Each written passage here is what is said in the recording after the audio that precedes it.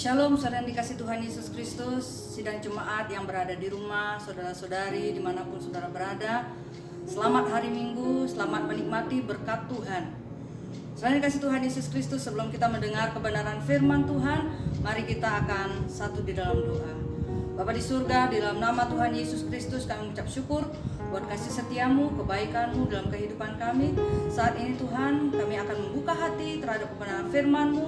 Berbicaralah Engkau Tuhan melalui lidah mulut hamba-Mu untuk menyampaikan maksud hati-Mu.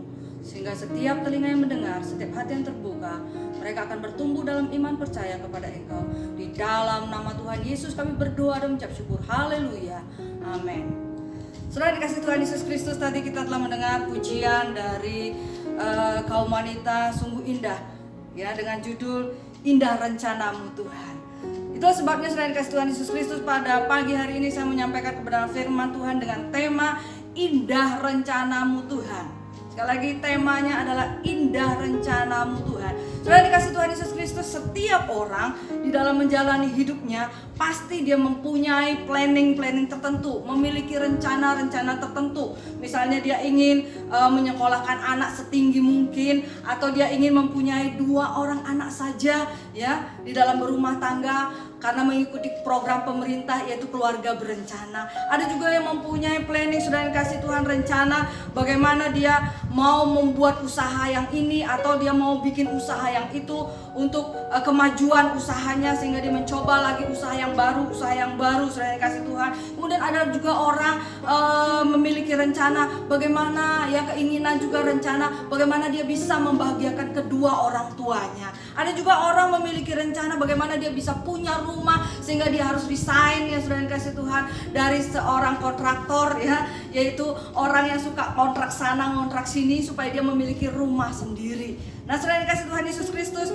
firman Tuhan pada pagi hari ini mau saya bagikan. Kita akan baca di dalam kebenaran firman Tuhan di dalam Kejadian pasal 45 ayat 3 sampai 8. Kejadian pasal 45 ayat 3 sampai 8. Ya, demikian bunyi firman Tuhan. Saya akan bacakan Kejadian 45 ayat 3 sampai 8.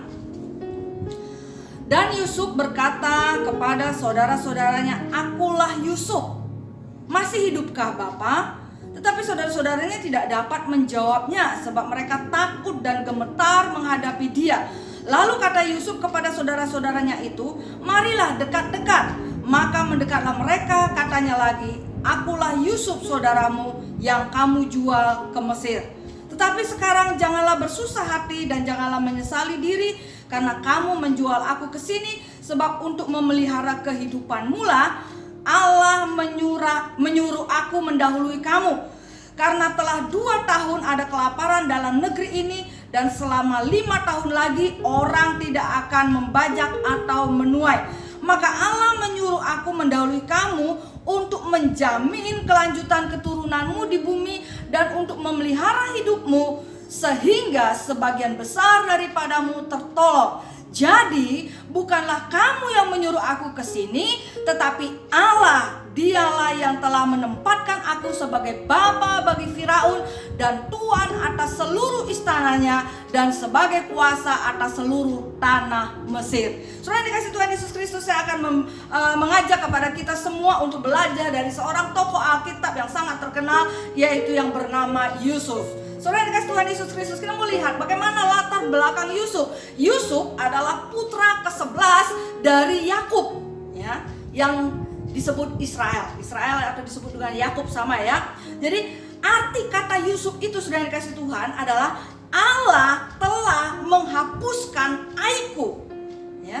Sekali lagi, arti kata Yusuf itu adalah Allah telah menghapuskan aibku. Yusuf lahir ketika Yakub berusia 91 tahun. Ya, itulah sekilas latar belakang daripada Yusuf.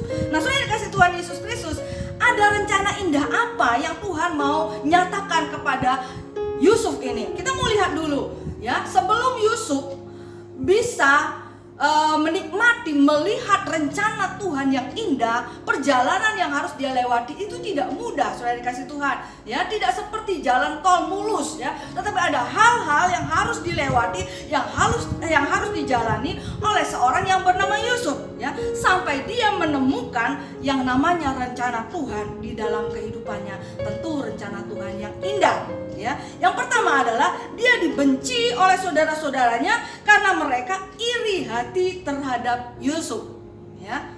Yusuf dibenci oleh saudara-saudaranya karena iri hati. Ada faktor iri hati. Kenapa? Kalau saya tadi jelaskan di awal bahwa Yusuf itu lahir ketika Yakub berusia 91 tahun dari istri yang sangat dicintainya, ya.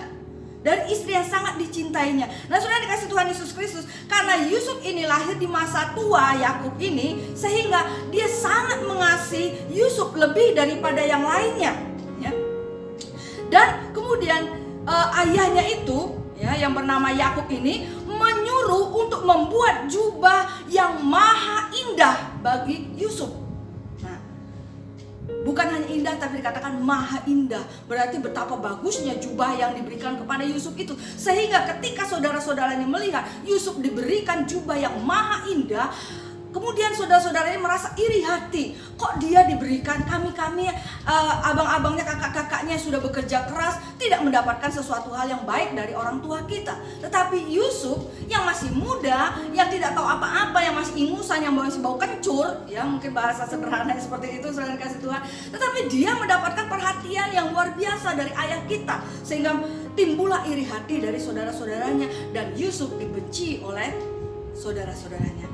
Ya, itu fakta yang pertama yang harus dijalani, dilewati oleh Yusuf. Yang kedua adalah dia dimasukkan ke dalam sumur yang kering. Ya, ini akibat dari rasa iri hati yang berakar, berurat, kemudian menghasilkan buah yang itu menghasilkan kejahatan. Ya, timbul keinginan dari saudara-saudaranya bagaimana supaya Yusuf ini dibinasakan.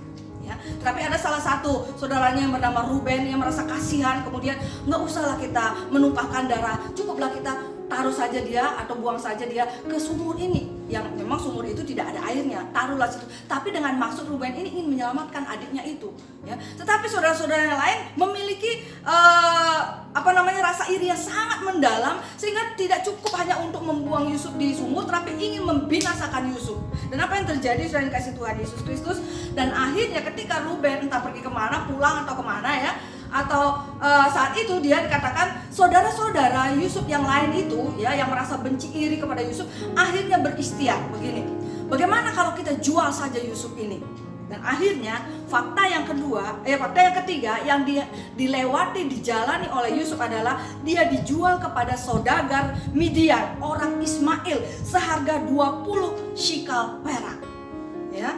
Jadi diangkat Yusuf itu dari sumur kosong, sumur kering itu. Kemudian waktu itu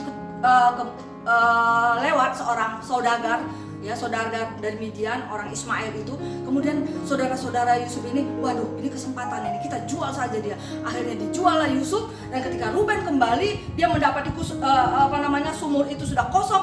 Hatinya merasa sedih dan akhirnya dia bertanya, kemana adik kita itu? Dan akhirnya siasat yang dilakukan, siasat jahat yang bertambah-tambah yang dilakukan oleh saudara-saudara Yusuf yang lain. Kemudian dia mengambil jubahnya Yusuf yang maha indah itu, kemudian disembelih salah satu domba, kemudian dicelupkan darahnya, jubah itu ke dalam darah domba untuk ditunjukkan kepada ayahnya. Inilah jubah maha indah dari Yusuf, ya. Biarlah kita ceritakan kepada ayah kita bahwa Yusuf itu sudah mati, ya, diterkam binatang buas. Dan akhirnya apa yang terjadi?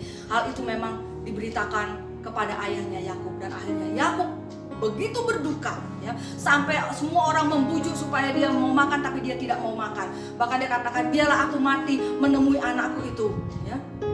Itulah yang dinyatakan oleh ayahnya Yakub ketika dia mendengar bahwa anaknya Yusuf yang sangat dikasihnya itu sudah diterkam oleh binatang buas, ya, berdasarkan laporan yang diberikan oleh kakak-kakak dari Yusuf ini. Padahal itu semuanya direkayasa oleh mereka. Dan itu kenyataan saudara kasih yang ketiga yang dialami oleh Yusuf. Kenyataan yang keempat, ya, fakta yang keempat yang harus dijalani, dilewati Yusuf sebelum dia menemukan rencana Tuhan yang indah adalah di Mesir dia dijual kepada Potifar. Siapa itu Potifar? Potifar itu adalah seorang pegawai istana Firaun, kepala pengawal raja, berarti orang terhormat, orang terpandang, orang yang punya jabatan di tanah Mesir. Kemudian orang Midian itu rupanya menjual Yusuf kepada Potifar.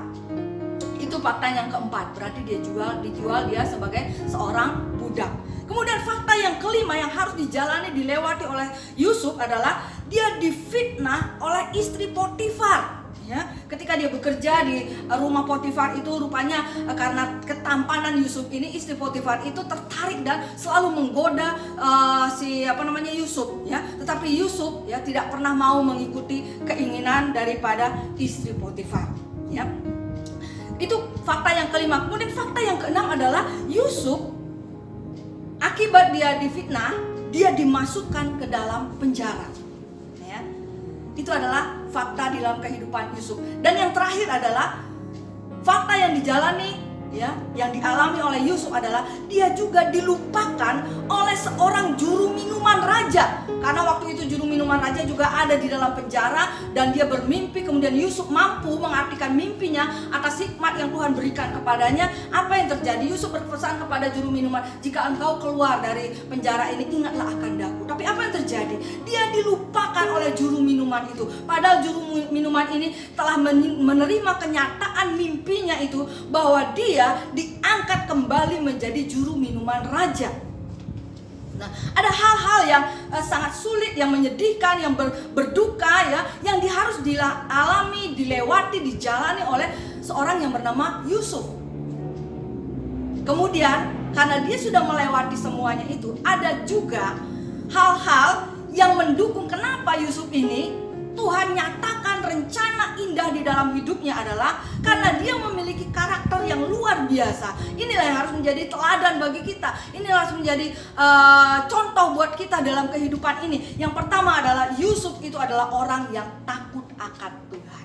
Yusuf adalah orang yang takut akan Tuhan. Di dalam Kejadian pasal 39 dikatakan, ya, Kejadian pasal 39 ayat 9 itu, ya, saya akan bacakan di sini. Kejadian 39 ayat 9 dikatakan, bahkan di rumah ini, ya, di rumah Potifar maksudnya, ya, ia, yaitu Potifar, tidak lebih besar kuasanya daripada Yusuf, ya, dan tiada yang tidak diserahkannya kepadaku, yaitu kepada Yusuf, selain daripada engkau, maksudnya istrinya, yaitu Potifar, istri Potifar itu, ya, selain daripada engkau, sebab engkau istrinya.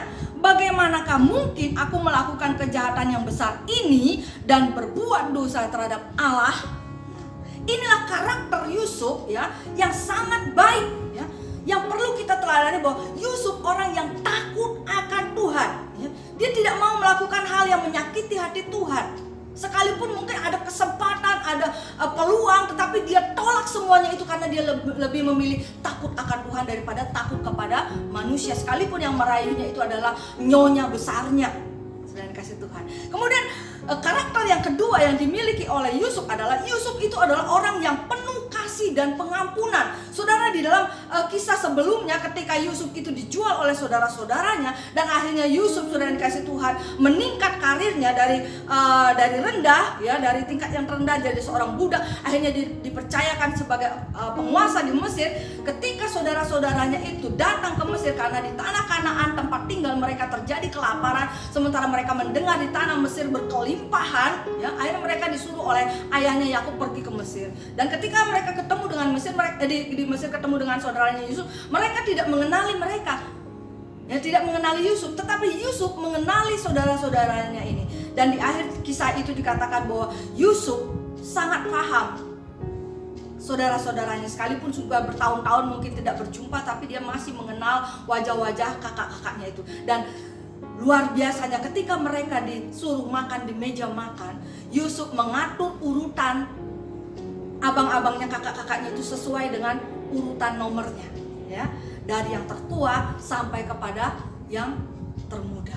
Disitulah kemudian saudara-saudaranya kaget, ya, mereka merasa bertanya-tanya, ini orang kok tahu, ya, urutan kita, ya, siapa yang tertua dan siapa yang paling termuda. Dan akhirnya di akhir cerita itu juga Yusuf menceritakan bahwa dialah Yusuf, ya, yang mereka jual, ya, ke tanah Mesir.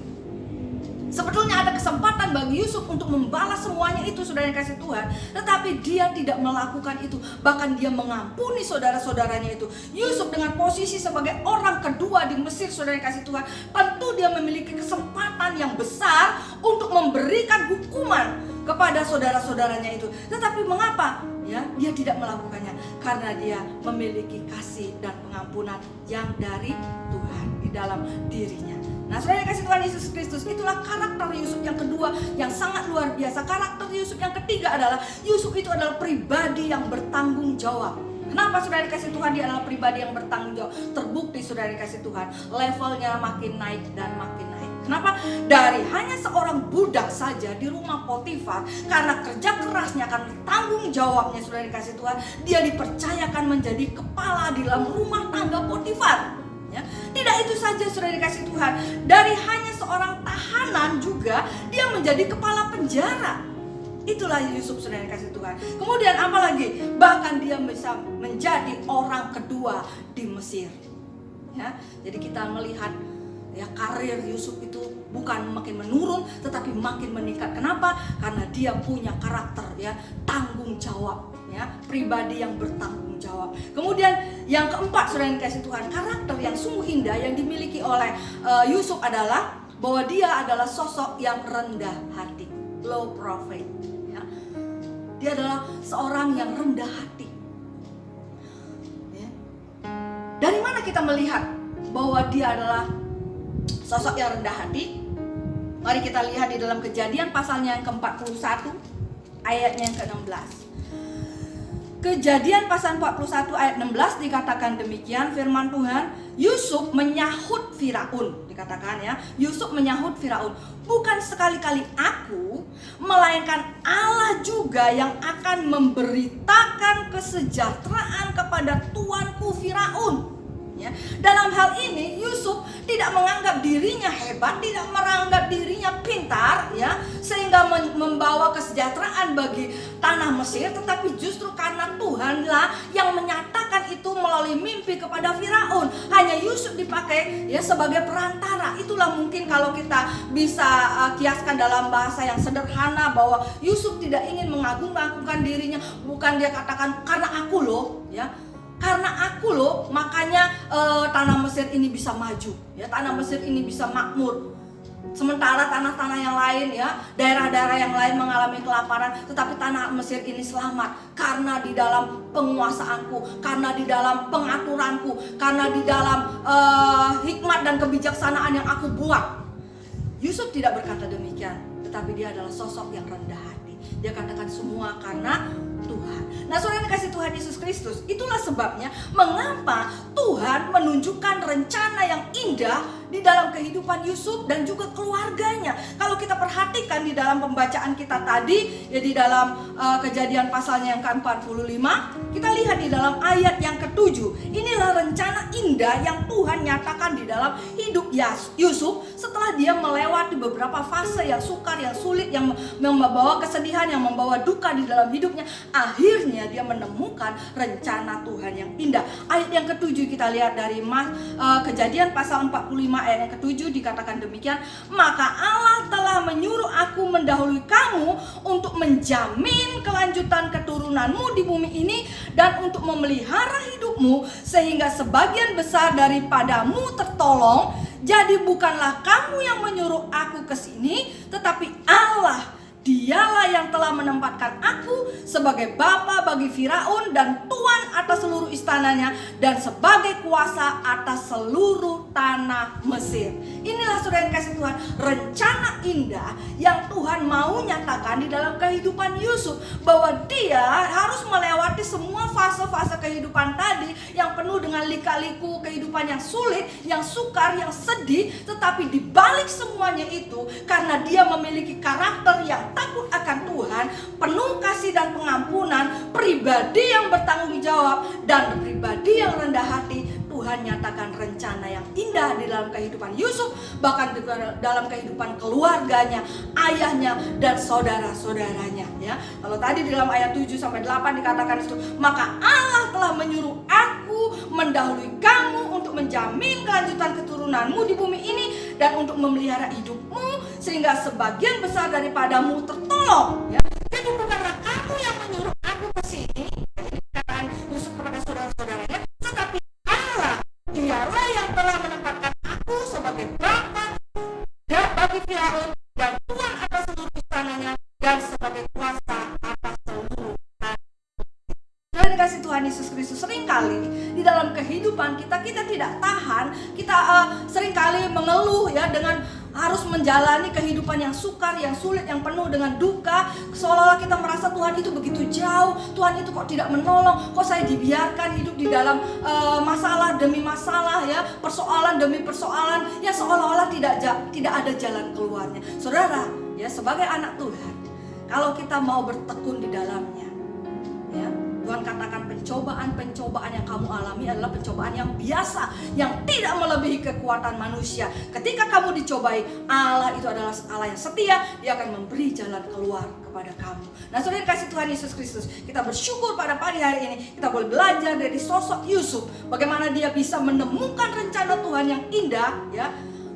Kuncinya adalah takutlah akan Tuhan. Milikilah sifat yang penuh kasih dan pengampunan.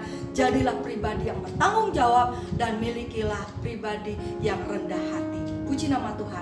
Mari kita datang kepada Tuhan. Bapa di surga, dalam nama Tuhan Yesus Kristus, terima kasih buat kebenaran firman-Mu Tuhan. Hamba telah menyampaikan firman-Mu ini Tuhan. Mari Tuhan, perdalamlah itu di dalam hati setiap yang telinga yang mendengar, hati yang terbuka terhadap kebenaran firman-Mu. Biarlah Roh Kudus mengambil alihnya dan Roh Kudus akan menjelaskan lebih dalam lagi kepada kami semua, sehingga kami boleh mengerti apa yang menjadi kehendak Tuhan dalam kehidupan kami. Berkatilah Tuhan kami semua, berkatilah seluruh sidang jemaat-Mu, berkatilah saudara-saudara kami dimanapun mereka berada, berkati juga bangsa dan negara kami ini Tuhan. Engkau pulihkan Tuhan. Kami tahu di balik semua ini, di balik masalah pandemi COVID-19 yang berkepanjangan ini Tuhan, kami tahu ada rencana Tuhan yang indah pada waktunya. Terima kasih Bapa. Di dalam nama Tuhan Yesus Kristus Engkau berkati firman-Mu. Haleluya.